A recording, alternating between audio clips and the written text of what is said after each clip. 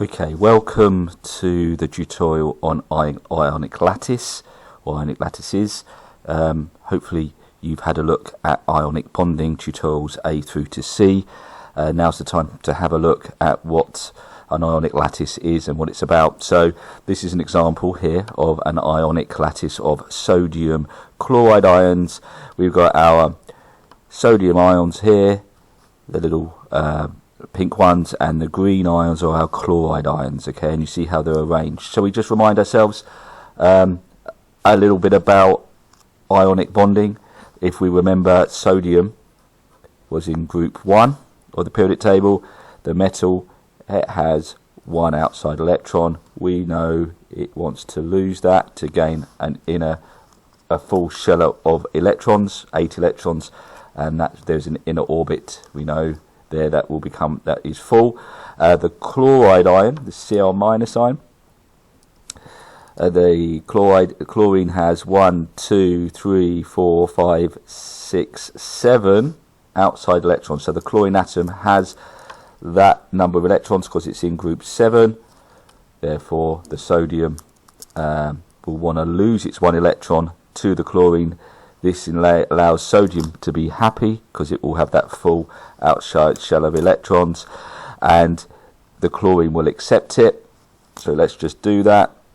If it goes across, rub it out, in comes the chlorine, in comes the electron into the chlorine atom. Now we've got that extra electron. There was no charge on the chlorine atom before. Protons and electrons were the same number.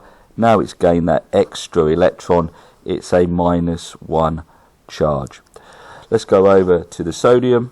That's lost its electron, therefore it becomes a +1 charge, and we would normally have written it as, well, we do, Na plus ion, one of those, 1 Cl minus ion, yes, and that makes sodium chloride, and we just normally look at it as just 1 sodium ion and 1 chloride ion. But in reality we have many sodium ions and many chloride ions arranged.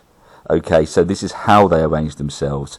Positive always next to negative, positive next to negative, sorry, positive next to negative, positive next to negative, negative, positive, positive, positive, positive. So they're always surrounded by an unlike charge.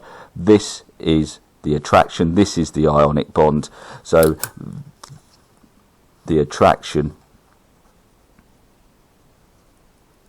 between Na plus ions and Cl minus ions in the lattice are known as electrostatic attractions. Okay,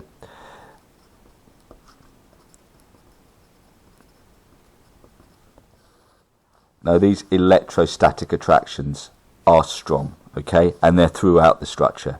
So this gives rise to a certain properties for this ionic lattice.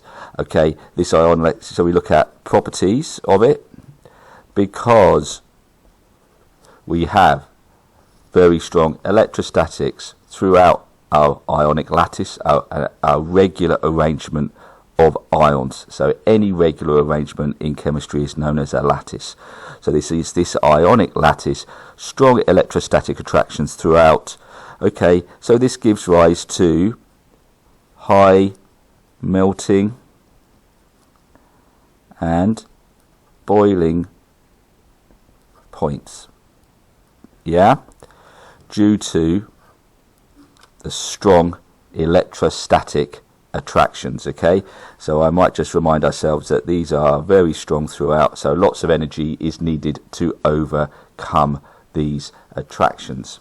Alright, so what else do we know about this structure? Okay, certain things that you probably won't spot straight away. They're very soluble in water. Even though these electrostatic attractions are really strong, water molecules, and we'll come on to water molecules when we do covalent bonding, water molecules have a special trick or special way of disrupting and breaking up the lattice. Okay, so when you put them in with water molecules, you put them into water, they become soluble. That means they break up in by the water molecules. There is a posh name for this. It's called hydration energy. You don't need to know this for GCSE. We talk more about it at A level, but just so you have some idea, water kind of molecules, they can surround, get little charges on them, delta plus, delta negative, and they come around the negative ion. The slightly negative oxygen bit can surround the positive sodium ion, and it starts to disrupt the lattice. But please don't worry too much about that at GCSE. You won't be examined on that. So let's have a little look at this. So we're going to say that they are soluble in water, generally soluble. There's always a few exceptions to the rules, but on the whole, if you write that down in your GCSE exam, you're going to get good marks. Okay, what else property-wise do we have with ionic lattices? Okay, so if you can get them soluble, well, they do dissolve in water, and if you melt them, because you can melt them, it just takes quite a lot of energy to do it. When they're molten or dissolved or in solution, they conduct electricity. So we'll look at more at this when we do electrolysis, but all I will say at this point, to explain to the examiner why they are able to conduct electricity when molten or in solution, the words we're looking for, the term is, the ions are free to move. We'll talk more about anode and cathode later, but the ions are free to move. So let's just make a big note about that one. So when molten or in solution, that means if they're dissolved, ionic compounds, what do we say, conduct electricity. So if you were to incorporate this into a circuit, the light bulb would come on when you put electricity, a current through the system. A light bulb would light if we've got a molten or ionic solution. Okay, because the ions are free to move. So when molten or in solution, conduct electricity because the ions are, I'm underlining it because it's so important, are free to, say it together, move. There it is. So ions are free to move, so it conducts electricity. If it was in its solid state, because the ions can't move, it can't help in the flow of electricity around the circuit. But like I said, I'll do a little tutorial on electrolysis. Look at that.